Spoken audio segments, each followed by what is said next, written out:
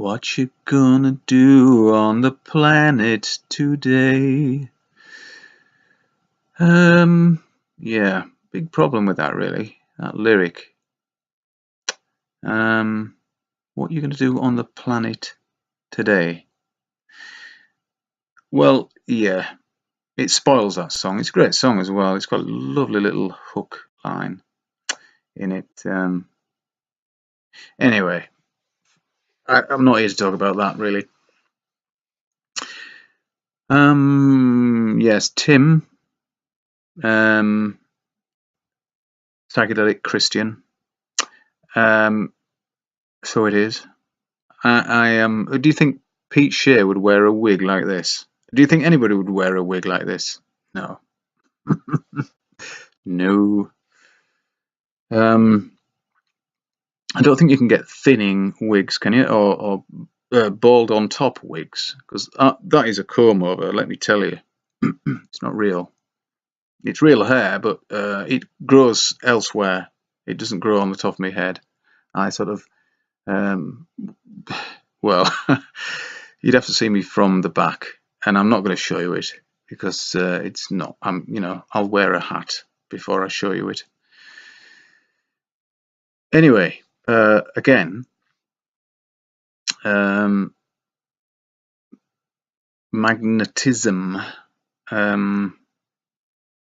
Yes, our Earth has magnetic fields, and I've said that the birds navigate via the magnetic fields on the Earth, and they'll probably be very sensitive. And in fact, they have some kind of an organ or some kind of a mechanism in their heads to do this. And okay, we don't know for sure that they do. They navigate through magnetic fields, but there is no other way they can do it that I can see. Do they remember? No, because they're going as fledglings, the swallows anyway, and probably all those type of birds, swallows, martins, house and sand, and what's the other one? Swifts. Yeah, I don't know, but what I do know is molten metal does not hold a magnetic field. You warm a warm a magnet up, which is a ferrous metal. You warm it up till it's glowing cherry red. You can light your fag off it, and it has no magnetism. It's the heat. So we are told that the spinning ball Earth has a molten core.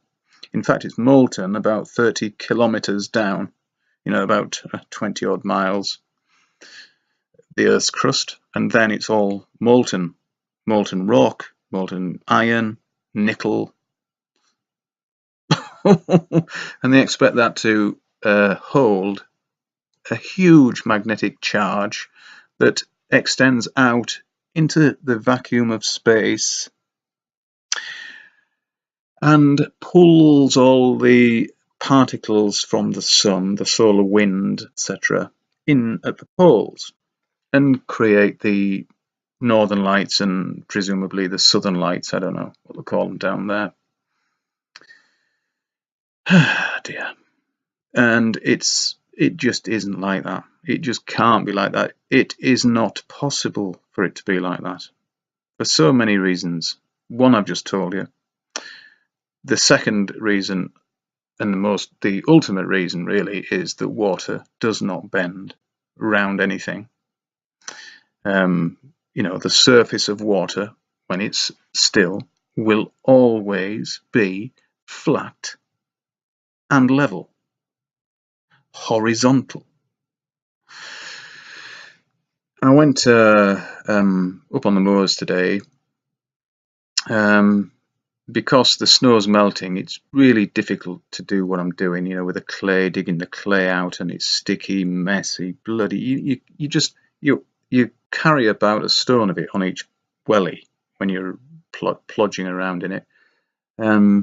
It's quite fun actually, but not when you fall over. I haven't, not today, but you know you do get stuck sometimes, really stuck. But anyway, so what I did was I went on the moors. I took the car because I had lots of equipment to take with me, and hoped, because it looked quite clear from where I am. But when you get up there, I couldn't see the sea, so I couldn't do that thing with a straight edge. And not that I really need to, but I want to show you it. And it would be, like I say, probably 20 miles of sea. So I'll do the calculations on that one, and we'll see if we can see it. We can see, if we can see the curve, I'll stop doing this. No, I'll do one more and say, sorry, I was wrong. But I'll tell you that is not happening because I've already done it. I just didn't have the camera at that time. I didn't have a camera, I didn't have anything. But I wanted to know. It's one of the experiments I did when I first found out about this phenomena. And it is a phenomena. It blew my mind. It blew my mind that I could be so stupid, could be so gullible as to believe the spinning ball nonsense. I've done quite a few practical experiments on this subject, and each one has just proved to me that it's not a spinning ball. So it's not a spinning ball.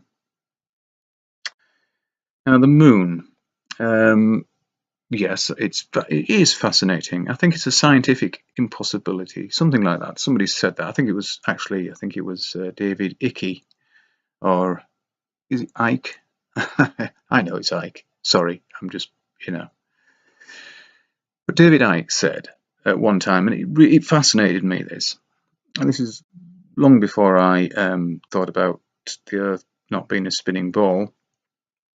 But he said, and many scientists have said, that the moon shouldn't be there as it is, unless it's a balloon, then it would work. But with all the bullshit pseudoscience that they've come up with for the globes, the celestial spheres bullshit, that's been just kind of added to by Freemasons all the way down the line,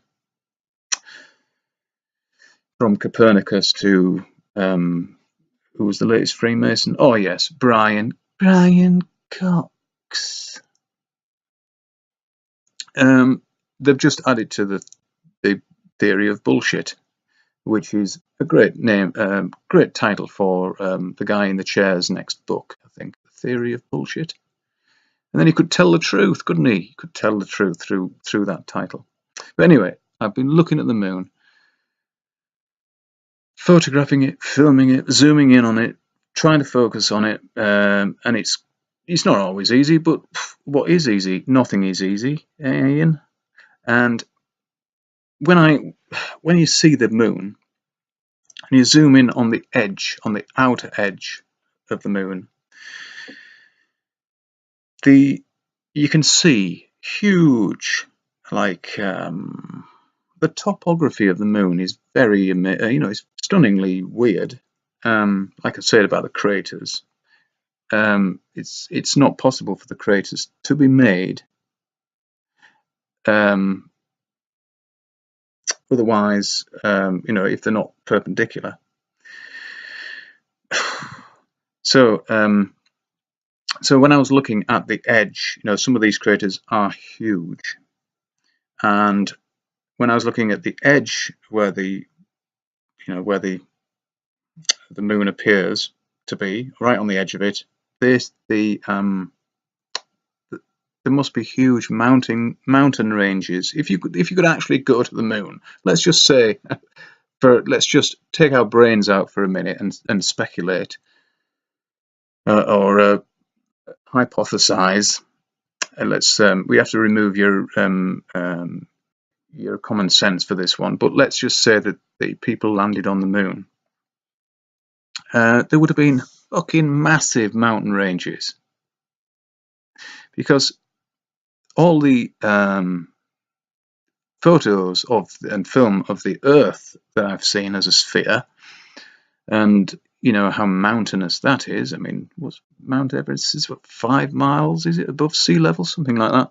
That sounds massive, doesn't it? But apparently, it would be smoother than a pool ball if it was the size of a pool ball.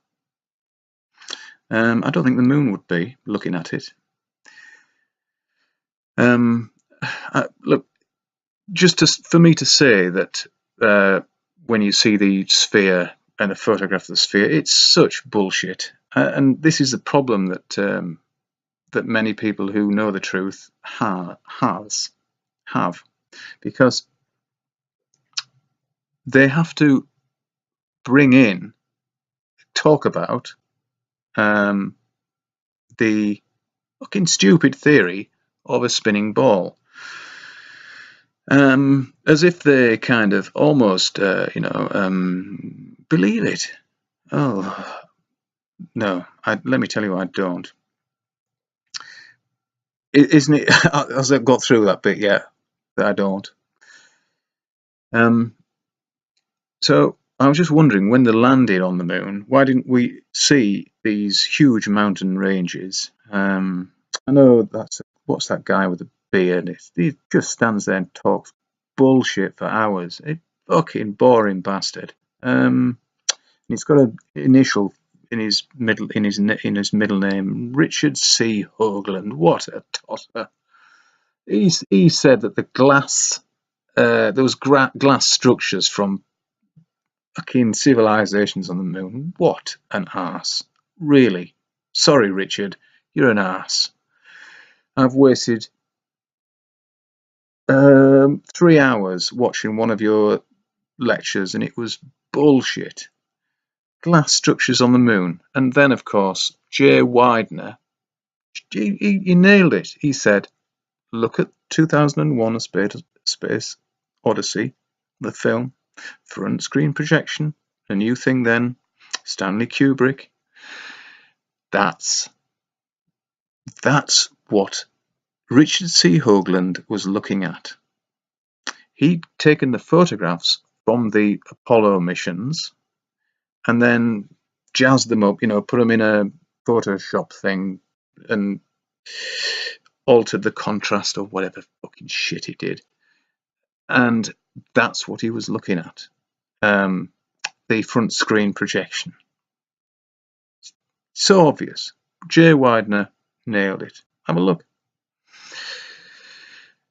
So, although of course the 2001: A Space Odyssey is a great film, I can't watch sci-fi now. I'm afraid, anything to do with space, because it just falls down. I cannot get my head to pretend anymore. It's a shame, because I really enjoyed, many of the 70s space sci-fi films were great. And shame. Anyway, if you watch that film, you'll see how they did it. And if you watch then the moon, the photographs, or any of the footage that was taken on the soundstage called the moon, you will see the similarities will slap you round the face like a wet fish, because that was the technology at the time. If you look at before that, it was what was it called? The animation where they move it a tiny amount, and then take a photograph. To move it a tiny amount, and take a photograph. Move it a tiny amount, take a photograph. They're very good at that, and some of it is very, of Harry Houseman. What was his first name? I can't remember, but he did it, of course, with Sinbad and the dinosaurs and the da, and it was brilliant technology, and you knew it wasn't real when you were watching it as a child. Sinbad and all that, the Valley of Gwangi, or whatever it was called. But I can't suspend I can watch things like The Simpsons, and that's about it.